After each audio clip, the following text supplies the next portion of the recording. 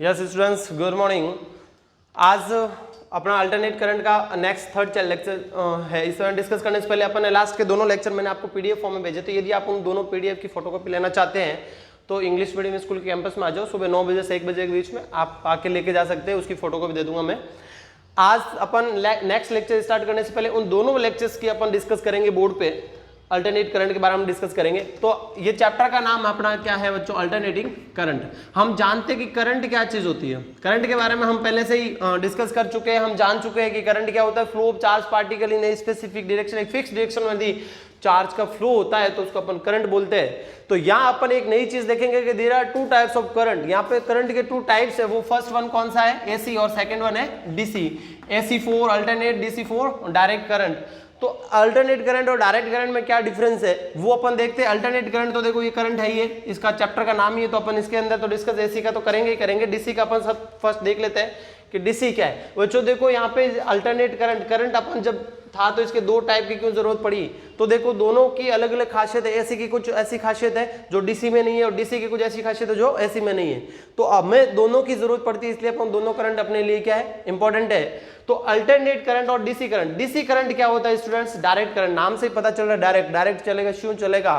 तो इसके अंदर क्या होता है, जैसे अपन ग्राफ की बात करते हैं, इसकी टाइम के साथ इसका ग्राफ आता है, ऐसा आता है। क्यों आता है ये आपने डिस्कस देखा, लास्ट क्लास में देखा हुआ है कि डीसी करंट क्यों ही चलता है। क्यों? क्योंकि इसकी वैल्यू ना तो अप हो रही है, ना डाउन हो रही है। अप हो रही है, डाउन हो रही है, कुछ भी नहीं हो रहा। ऐसा कुछ भी नहीं हो रहा। इसकी वैल्यू जहां जितनी यहाँ है उतनी यहाँ है, उतनी ही यहाँ है। मतलब जो वैल्यू है कांस्टेंट वैल्यू रह रही है, और इसके टाइम के साथ इसकी डायरेक्शन भी चेंजेस नहीं हो रही है। यहाँ से सब डायरेक्शन क्या है? एक फिक्स डायरेक्शन। मतलब यूनिडायरेक्शनल करंट है, एक ही डायरेक्शन में चलने वाला करंट है। ना टाइम के साथ पॉजिटिव नेगेटिव कभी नहीं हो रहा। इसका मैग्नीट्यूड चेंज नहीं होता। और डीसी की खासियत अपन ने डिफरेंस में ऐसे डीसी में देखा था बहुत सारा कि डीसी करंट को अपन सबसे बड़ी बात तो ये है कि स्टोर कर सकते हैं अपन बैटरी के अंदर, सेल के अंदर। ये सारी चीज जो स्टोर करते हैं वो कौन सा करंट है? DC current. अपने घरों में जो इन्वर्टर लगा हुआ है वो उसमें बैटरी के अंदर स्टोर करके रखते हैं डीसी। एसी स्टोर नहीं हो सकता। ये इसकी खासियत है कि भाई एसी को स्टोर नहीं कर सकते। जब भी कभी ऐसी टाइम हो जाती है, बारिश के टाइम में लाइटें कट जाती है, तो अपन को डीसी ऐसी करंट हो जो अपन को जरूरत हो अपन स्टोर करके रखे, तो वो किस फॉर्म में अपन स्टोर करके रख सकते हैं? डीसी की फॉर्म में स्टोर करते हैं। एसी को डीसी में कन्वर्ट अपन इजीली कर सकते हैं। रेक्टिफायर डिवाइस आएगा, आगे अपन रेक्टिफायर के बारे में पढ़ेंगे सेमीकंडक्टर वाले 16 नंबर चैप्टर में। तो ये है डीसी। डीसी की वैल्यू हमें पता चल गया। अब एसी क्या है? तो एसी वैल्यू अल्टरनेट हो रही है। अल्टरनेट मतलब कुछ टाइम पीरियड के बाद में इसकी वैल्यू चेंजेस होती रहेगी। फ्रीक्वेंसी की फॉर्म में चेंजेस होती है। फ्रीक्वेंसी हम जानते हैं कि what is frequency? Number of oscillation, number of cycle, number of vibration complete in 1 second is called frequency. Clear है ना? तो यहाँ पे ये एसी करंट है वो ऐसे चलता है। श्यू चलता है। कैसे कैसे चलता है स्टूडेंट्स? यूं चलता है। मतलब एक time positive negative, positive negative, positive negative. मतलब ये हुआ कि इसकी वैल्यू है, इसकी डायरेक्शन है, वो टाइम के साथ क्या होती है? चेंजेस रहती है। ठीक है, डीसी में ऐसा नहीं होता था। और क्या इसकी खासियत है कि देखो वैल्यू ये ऐसे बढ़ रही है। यहाँ पे क्या है? जीरो। यहां से बढ़ रही है, बढ़ती गई, वापस घटती गई, ऐसे हुई ऐसे। तो ये देखो एक पॉइंट ऐसा आ रहा है जब इसकी वैल्यू मैक्सिमम है, फिर वापस कम हो रही है, वापस जीरो, माइनस में मैक्सिमम हो रही है, वापस जीरो हो रही है। इसका मतलब इसका मैग्नीट्यूड भी टाइम के साथ क्या होता है? चेंजेस होता है। क्लियर है चीज? ये अपन पास अल्टरनेट में और डीसी में मेजर डिफरेंस ये है। एसी को अपन स्टोर नहीं कर सकते इजीली, अब स्टेप अप स्टेप डाउन कर सकते हैं, इजीली ट्रांसफर कर सकते हैं। ये सारे डिफरेंस तुम लोगों ने देखा होगा, उसमें बहुत सिंपल है, उसमें कोई ज्यादा समझाने की जरूरत नहीं है। तो ये है अल्टरनेट करंट, वो है डायरेक्ट करंट। क्लियर है चीज? तो आज अपन नेक्स्ट क्लास में अपन देखते हैं, उसके बाद में उससे पहले अपन देखते हैं कि अल्टरनेट करंट की वैल्यू है वो क्या है। इसमें तो चलो फिक्स है, वो तो हो गई। अब इसके अंदर वैल्यू चेंजेस होगी, वो क्या फाइंड आउट करेंगे? देखो यहाँ पे ये जीरो वैल्यू मान लिया, ये वैल्यू है ना स्टूडेंट्स, ये है पीक वैल्यू जो मैंने उसमें I0 और V0 लिख रहा था। ये वोल्टेज के लिए अपन V0 लिखेंगे और करंट के लिए क्या लिखेंगे? I0 लिखेंगे। ये इसका मैक्सिमम वैल्यू है, ये नेगेटिव में मैक्सिमम है। ठीक है ना? I0 और V0। क्लियर है चीज? ये अल्टरनेट करंट का हाफ साइकिल है। ये यहां तक क्या है? Half cycle. और ये क्या है? Second half cycle. ये ध्यान रखना, जितनी वैल्यू इसकी होगी उतनी वैल्यू इसकी होगी। ये दोनों की वैल्यू सेम रहेगी, दोनों का मैग्नीट्यूड सेम रहेगा। यहां से जीरो है, ये π/2 है, और ये क्या है? पाई। क्लियर है चीज? मतलब ये कंप्लीट साइकिल कहां हो रहा है? यहाँ हाफ हो रहा है, और यहाँ हाफ। ये कितना हुआ? यहां से यहां तक ये क्या हुआ? कंप्लीट हुआ। ये इसकी बेसिक चीजें मैं बता रहा हूं। तो यहां से पूरा हाफ साइकिल की वैल्यू है। अब उसके बाद में अपन ने एवरेज वैल्यू भी फाइंड आउट की थी कि फर्स्ट हाफ साइकिल की वैल्यू कितनी है और सेकंड हाफ साइकिल की वैल्यू कितनी है। तो हमने फर्स्ट हाफ साइकिल की वैल्यू देखने के लिए अपन ने क्या किया था स्टूडेंट्स? ये जीरो है, ये क्या है? टी टाइम है। मतलब जीरो से टी टाइम एक साइकिल कंप्लीट होने में ये टाइम लगा, तो यहां से यहां तक अपन देखेंगे t/2, मतलब मैं 0 से लेकर t/2 तक की इसकी वैल्यू, हाफ साइकिल की वैल्यू फाइंड आउट करूंगा, फिर t/2 से लेकर t तक हाफ वैल्यू, इसकी वैल्यू फाइंड आउट करूंगा। अपनी वैल्यू पास आनी चाहिए पॉजिटिव और नेगेटिव में आनी चाहिए, जितनी पॉजिटिव में आवे उतनी नेगेटिव में आनी चाहिए। तो बताओ कंप्लीट साइकिल की वैल्यू कितनी होनी चाहिए? 0 होनी चाहिए। जो ये हम जानते हैं कि एवरेज साइकिल की वैल्यू है, अल्टरनेट करंट की जो एवरेज वैल्यू होती है वो कितनी होती है स्टूडेंट्स? 0 होती है। ध्यान रख लेना, पूरे कंप्लीट साइकिल की अल्टरनेट करंट की वैल्यू है वो 0 होती है।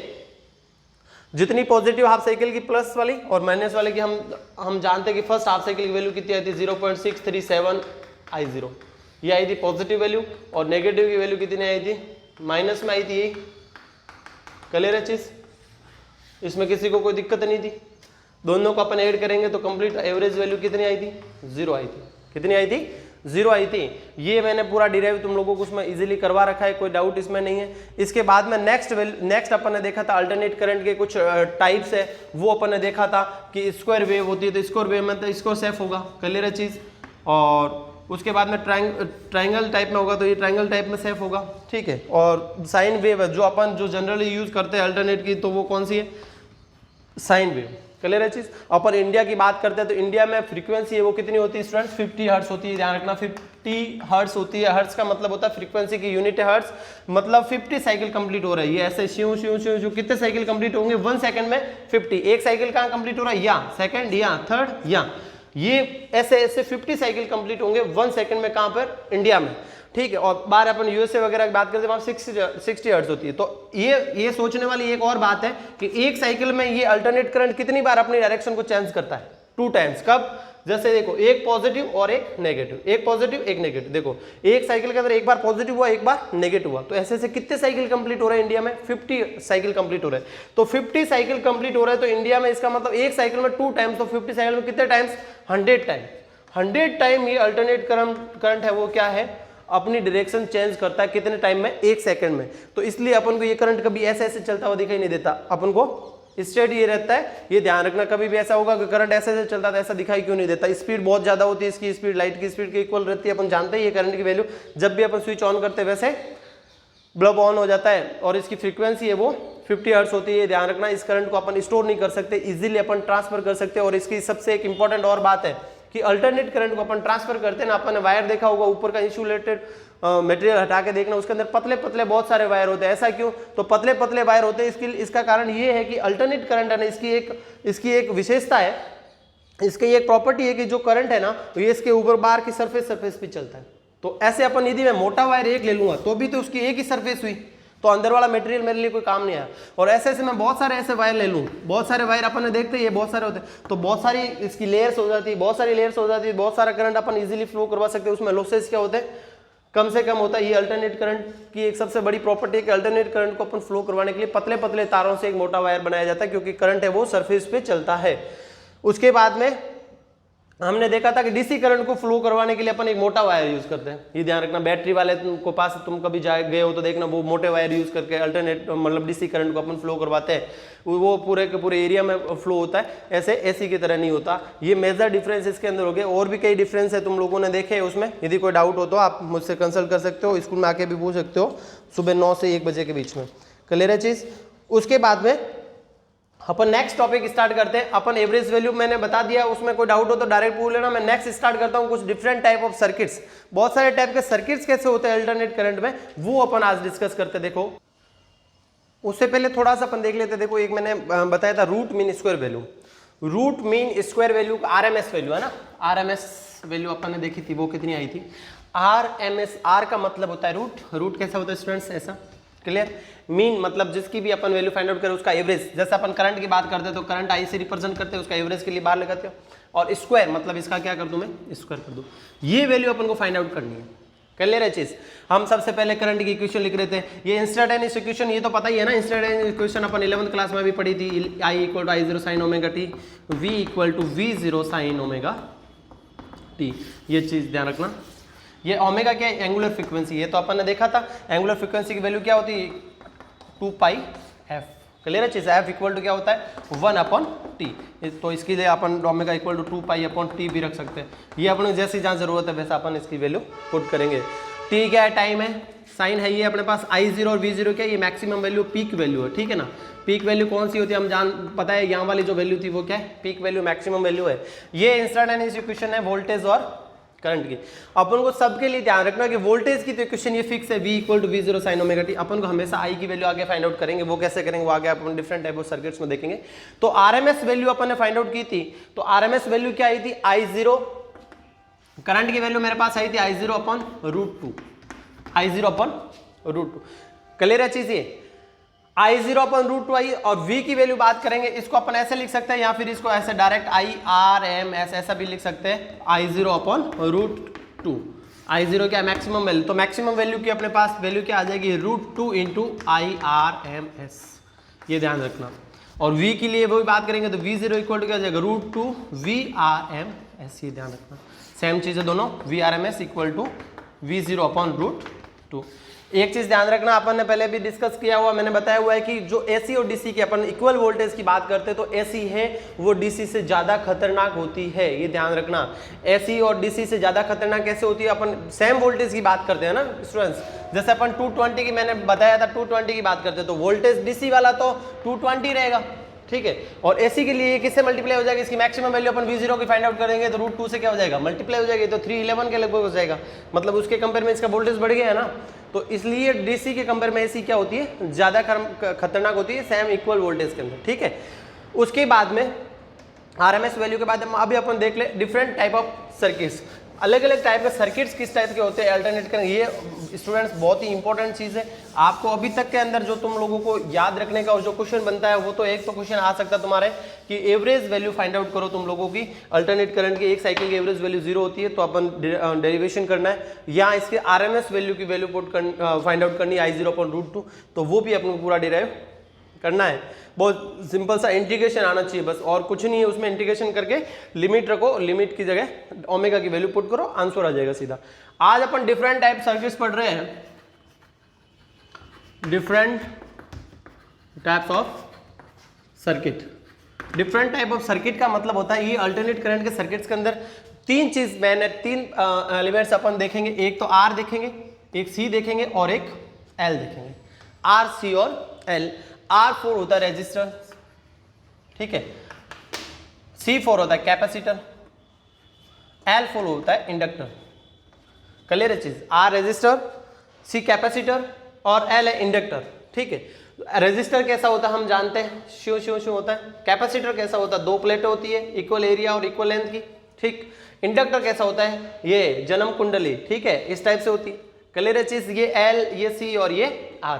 बहुत ही सिंपल स्टूडेंट, इतना सिंपल है, इतना सिंपल है ये चैप्टर, जिसको समझ में आने लग गया ना तो उसको अपने आप ही समझ में आएगा, सोते हुए कोई समझ में आएगा। वो कैसे, देखो बहुत ही सिंपल है, तीनों चीजों के बारे में ध्यान होना चाहिए, R, L और C, इससे ज्यादा इसमें कुछ भी नहीं है। अब अलग अलग सर्किट का मतलब क्या हुआ, ऐसा कोई सर्किट जिसके अंदर ओनली क्या हो, R ही हो और कुछ नहीं हो, जैसे ये R करके और ये मैंने ऐसी वोल्टेज दे दिया, ठीक है। ऐसा कोई सर्किट जिसके अंदर सिर्फ C ही हो, ये C ही हो, ये इतना सिंपल देखो स्टूडेंट्स। और ऐसा कोई सर्किट जिसके अंदर कौन सा हो, सिर्फ L ही हो, तो हो अपन क्या कर सकते हैं उसमें, ये L है, ये C है और ये R है, ये 3 टाइप के सर्किट तो हो गए। अब और इसमें कैसे हो सकते हैं, ऐसा सर्किट जिसके अंदर R और C दोनों ही हो, ये R भी हो गया और ये क्या हो गया, C भी हो गया, और ये अल्टरनेट वोल्टेज ये वोल्टेज दे दिया। ऐसा सर्किट ये R और C वाला, ऐसा सर्किट जिसके अंदर C और L हो, C कैसा हो गया ये, और L कैसा हो गया ये, ऐसा हो गया, कोई दिक्कत इसमें किसी को, कोई प्रॉब्लम नहीं। और तीसरा कौन सा बच्चा, ऐसा सर्किट जिसके अंदर L और R हो, लादू राम जी हो, ये L हो गया और ये R हो गया, ऐसा सर्किट, ठीक है। ये 3 टाइप्स के, 3 और ये 3, 6 टाइप्स के हो गए। अब ऐसा सर्किट जिसके अंदर तीनों ही आत्मा हो, ये R हो गया, ये L हो गया और ये क्या हो गया C, तीनों ही आत्मा हो, उसको अपन क्या बोलते हैं, LCR circuit, LRC circuit, CRL circuit, जो भी बोलना तुम्हें अच्छा लगे वैसा तुम लोग सर्किट इसको बोल सकते हो, कोई प्रॉब्लम इसमें। एक चीज ध्यान रखना, जितने भी इक्विपमेंट्स है वो सारे के सारे किस में कनेक्ट होंगे, सीरीज में होंगे, ऐसे मत ठोक देना, पैरेलल में मत ठोक देना, ये ध्यान रखना। ये सारे के सारे सर्किट है वो किस में होंगे, सीरीज में होंगे। ऐसे सर्किट को अपन क्या है, LCR सर्किट बोलते हैं इसको, ठीक है। ये अपन को 7 टाइप के सर्किट अपन पढ़ेंगे, अपना चैप्टर लगभग चला जाएगा आगे। तो इसके अंदर अपन पढ़ेंगे क्या, इसके अंदर डिस्कस क्या करेंगे, तो सिंपल सी बातें हैं स्टूडेंट्स, इसके अंदर बहुत ही अच्छी बातें, एक V और एक I तुम लोगों ने बचपन में पढ़ा हुआ है, V for voltage, I for current, इनके बारे में ही इन रामायण में इसमें पूरा का पूरा अपन देखेंगे कि यदि R उपस्थित होगा, R प्रेजेंट होगा, तो R की प्रेजेंट में V और I में क्या भेदभाव होगा, क्या समानता रहेगी, क्या इक्वलिटी रहेगी, वो अपन को फाइंड करना है।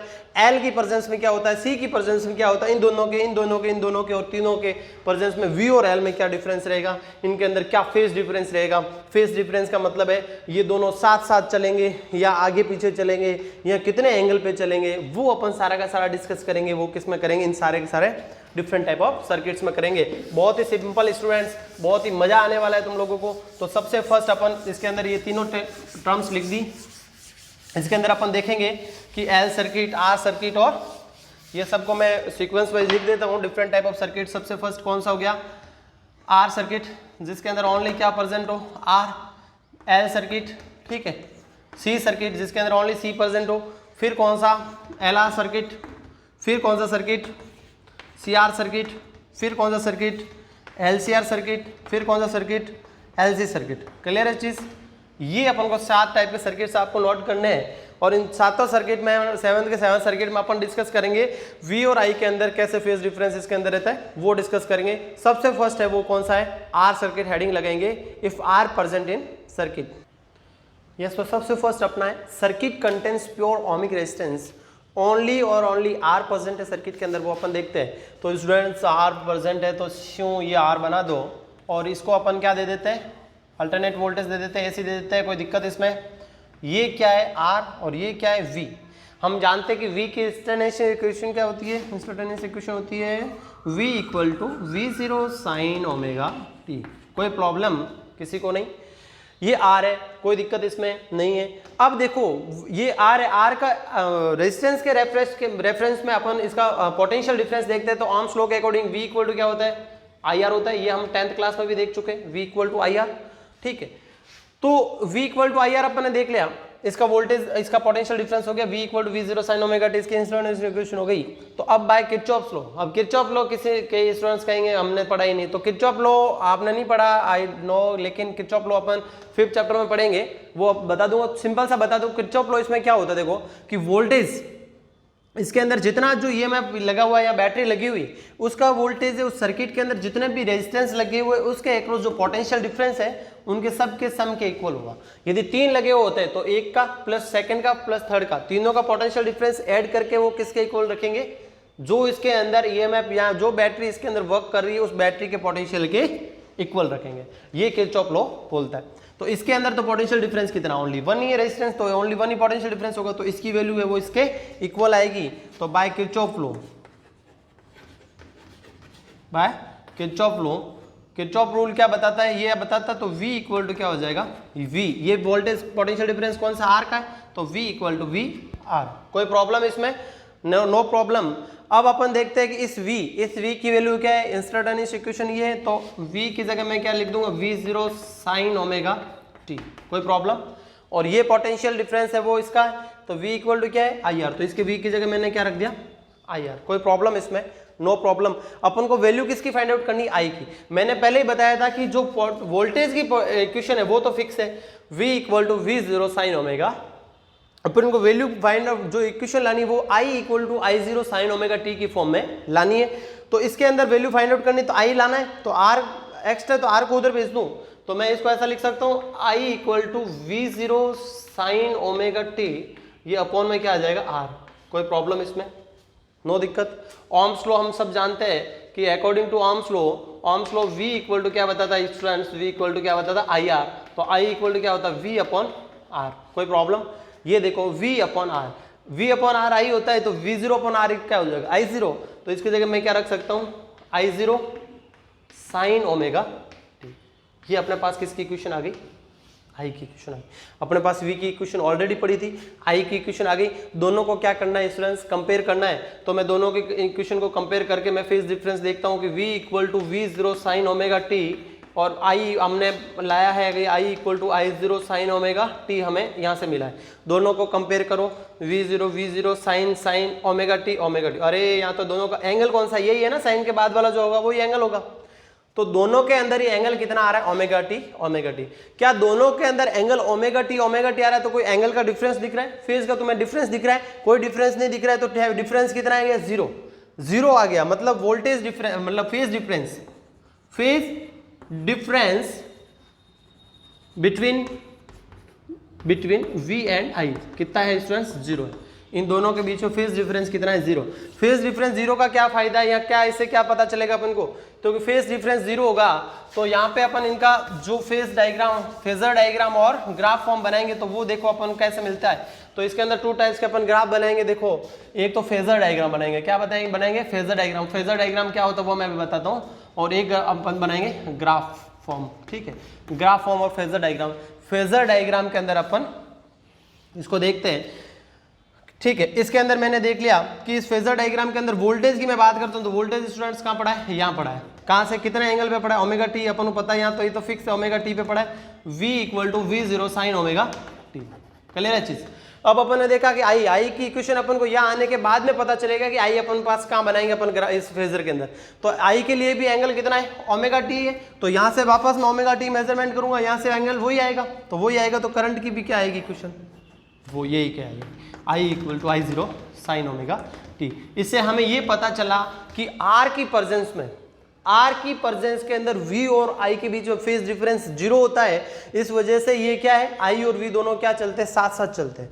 दोनों क्या चलते हैं स्टूडेंट्स, साथ साथ चलते हैं। मतलब वोल्टेज और करंट में कोई फेज डिफरेंस नहीं होता। बहुत ही इंपॉर्टेंट बात। इसके अपन ग्राफ फॉर्म देखेंगे स्टूडेंट्स। तो ग्राफ फॉर्म कैसे बनेगा, देखो ये मैं वोल्टेज का ग्राफ बना दिया, कोई दिक्कत इसमें। ये V equal to V zero sine omega T. I की वैल्यू में I की ग्राफ बनाना चाहता हूं तो I का कैसा ग्राफ बनेगा, तो I भी साथ में चलेगा। ये मैं डॉट बना लेता हूं। जहां पे V खत्म होगा वहां पे I खत्म होगा, और जहां पे I खत्म होगा वहीं V रहेगा। दोनों सेम रहेगा, दोनों में फेज डिफरेंस ये डॉट में क्या है, I equal to I zero sine omega T. कोई दिक्कत इसमें किसी को नहीं होनी चाहिए, क्योंकि दोनों के अंदर फेज डिफरेंस क्या है, साथ साथ है। ये इसके अंदर तुम लोग इधर V और I रख सकते हो, ये V और I की वैल्यू है, और इधर ये क्या है, टाइम के साथ। क्लियर है चीज। ये दोनों है आर की प्रेजेंस के अंदर। फेजर डायग्राम क्या होता है, देखो फेजर डायग्राम के बारे में बताऊं तुम लोग। ग्राफ फॉर्म तो तुम लोगों ने पहले सुन रखा है। फेजर डायग्राम अपन देखते हैं। फेजर डायग्राम के बारे में तुम्हें तीन चीज ध्यान रखने की। फेजर क्या होता है, एक तो ये एंटी क्लॉकवाइज ये एरोज होता है, जैसे एंटी क्लॉकवाइज है ना, ये ऐसे चलता है। मतलब अपन ग्राफ एंगल बढ़ाएंगे तो ऐसा बढ़ेगा। ये एंटी क्लॉकवाइज हो गया। क्लॉकवाइज कैसा होता है, ऐसा, ये एंटी क्लॉकवाइज हो गया, ठीक है। दूसरी बात इसमें ध्यान रखना कि ये फेजर डायग्राम है, इसका जो ये एरो है, ये एरो जितना लंबा होगा इसका मतलब इसका मैग्नीट्यूड वोल्टेज का उतना ज्यादा। जितना छोटा है इसका मतलब क्या है, जैसे अपन वेक्टर फॉर्म में अपन बात करते हैं, वेक्टर जितना लंबा है उसका मैग्नीट्यूड उतना लॉन्ग हो रहा है, वैसा का वैसा ये इसमें बात है। जितना एरो लंबा मतलब उसका वैल्यू उतना, V का I का वैल्यू ज्यादा, ठीक है। थर्ड वन इसकी बात है कि ये सबसे बड़ी बात है कि फेजर डायग्राम है वो V और I के अंदर रिलेशन बताता है। V और I के अंदर रिलेशन बताता है कि V कहाँ होगा और I कहाँ होगा। ये सबसे इंपॉर्टेंट बात ये कौन बताता है अपन को, फेजर डायग्राम बताता है। बाकी ग्राफ में भी अपन ये पता लगा ही रहे कि V और I में कौन आगे कौन पीछे, किसकी वैल्यू कहाँ पे क्या रहेगी। नेक्स्ट अपना सेकंड डायग्राम है, सर्किट डायग्राम है। उसके अंदर क्या होगा, circuit contents pure capacitive circuit. Capacitive circuit के अंदर कौन प्रेजेंट रहेगा, ओनली। नेक्स्ट अपन देख लेते हैं circuit content pure inductor circuit. Only अपन L ले रहे सर्किट के अंदर, L प्रेजेंट है सर्किट के अंदर। तो अपन क्या देखेंगे, सिंपल सी बात, अपन क्या बना दो, अपनी कुंडली बना दो यहाँ पे, ठीक है, जन्म कुंडली हो गई, ठीक। इसके अंदर अपन क्या दिया, अल्टरनेट वोल्टेज दे दिया, कोई दिक्कत। V equal to V zero sine omega T. आंखें बंद करके लिख सकते हैं ये तो चीज। ये क्या है स्टूडेंट्स, L। इसका वोल्टेज जो होगा ना VL इक्वल टू होगा L DI ओवर dt। एक बार आप इसको थोड़ा सा याद रख लेना। आगे का चैप्टर जो अपने 9 चैप्टर अपन पढ़ेंगे उसके अंदर अपन इसके इंडक्टर के बारे में पढ़ेंगे, तब तुम्हें पता चल जाएगा वहाँ पे voltage L equal to DI over dt कैसा आएगा, मैं तुम्हें रिमाइंड करवा दूंगा। फिलहाल तुम्हें ध्यान रखना है कि इस इंडक्टर का जो वोल्टेज है, पोटेंशियल डिफरेंस है, वो क्या होता है, L DI over dt। I for current, T for time, L for inductor है। ये कोई दिक्कत इसमें नहीं है, इंस्टेंटेनियस इक्वेशन है। वो का वो तुम्हें क्या लगाना है, किरचॉफ लॉ लगाना है। और किरचॉफ लॉ से अपन जानते हैं कि किरचॉफ लॉ क्या हो जाएगा, V इक्वल टू VL हो जाएगा। तो अपन देखते हैं Kirchhoff law, by Kirchhoff law लिख देता हूं यहाँ पे। बाय किरचॉफ लॉ, ध्यान देखना ये थोड़ा सा उससे अलग रहेगा। बाय किरचॉफ लॉ है बहुत simple students, v equal to क्या हो जाएगा वी एल, v की वैल्यू we know that v equal to क्या होता है v0 sine omega t is equal to L D I over D T. कोई प्रॉब्लम? हम जानते हैं बचपन से कि i अपन को फाइंड करना, बाकी अपने लिए कोई काम की चीज़ नहीं। तो डी आई मैं इधर रख दूँ, बाकी सबको मैं किधर भेज दूँ इधर। तो ये क्या है v0 साइन ओमेगा t तो है ही है, l है, l यहाँ से इस अपॉन में आ जाएगा तो ये आ जाएगा l, और डी टी अपॉन में इधर आ जाएगा तो क्या हो जाएगा ऊपर आ जाएगा डी टी। कोई problem? D I is equal to V zero upon L sine omega T D T. अब दिमाग लगाओ, डी आई को अपन को क्या बनाना, आई बनाना है।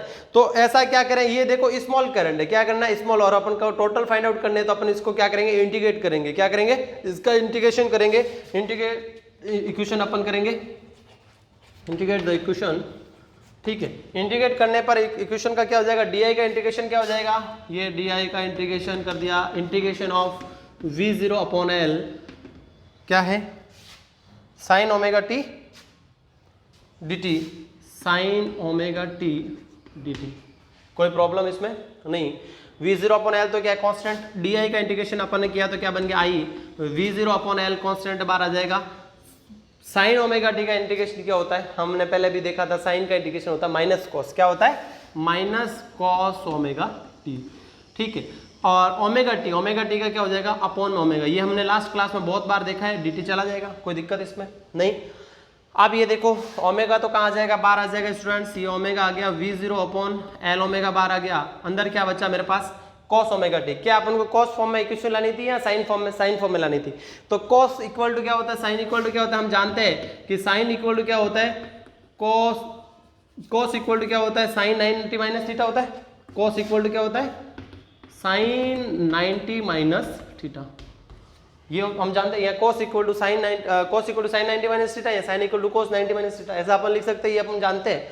तो कॉस को मैंने साइन बनाने के लिए मैंने क्या लिख दिया, साइन, ये माइनस तो माइनस है, ये साइन 90 माइनस थीटा, थीटा कितना है अपने पास ओमेगा टी, तो ये मैंने क्या लिख दिया ओमेगा टी। कोई प्रॉब्लम इसमें, नो प्रॉब्लम। लेकिन आगे माइनस नहीं आ रहा था अपने पास, तो माइनस नहीं आ रहा तो अपन क्या करेंगे, इस माइनस को कहीं हटाने के लिए अपनी ऐसी जगह दिख रही है जहाँ माइनस हटा सकते हैं, बिल्कुल। यहाँ से ये माइनस को मैं ले लूँ, 90 माइनस ओमेगा टी को मैं क्या रख दूँ माइनस को ओमेगा टी माइनस ले लूंगा कॉमन, तो अंदर क्या बचेगा ओमेगा टी माइनस 90, माइनस बाहर आ जाएगा तो माइनस माइनस क्या हो जाएगा प्लस हो जाएगा। तो आई इक्वल टू क्या हो जाएगा we zero upon L omega, अंदर क्या बच जाएगा साइन ओमेगा टी माइनस 90। ठीक है, ये प्लस हो गया, कोई प्रॉब्लम इसमें नहीं है। अब स्टूडेंट्स बताइए आप, we zero upon L omega, यहाँ एल ओमेगा को मैं क्या मान रहा हूँ आर मान रहा हूँ, वो कैसे, वो आगे अपन बताऊंगा मैं तुम्हें। V zero upon L omega को मैं क्या ले लिया आई जीरो, वही अपने पास ओम्स लॉ के अकॉर्डिंग, कि ओम्स लॉ के according V equal to I R, तो आई इक्वल टू क्या हो जाएगा वी अपॉन आर। आर क्या है रेजिस्टर, आर रेजिस्टेंस किसका था रेजिस्टर का, जहां अपन रेजिस्टर की बात करते हैं तो वहां पर उसका रेजिस्टेंस क्या है आर। जहां अपन एल की बात करते हैं, जहां अपन एल की बात करते हैं तो वहां रेजिस्टर, ये रेजिस्टेंस ध्यान रखना क्या आएगा एल ओमेगा। जहां अपन सी की बात करते हैं कि क्या आएगा सी ओमेगा, वो सी के अपन आगे देखेंगे। तो ये एल ओमेगा है, मतलब ये किसका रेजिस्टेंस है एल का है, इंडक्टर का है, इसको अपन एक्सएल लिखेंगे, इसको रिएक्टेंस बोलेंगे, इंडक्टिव रिएक्टेंस बोलेंगे, एक्सएल बोलेंगे।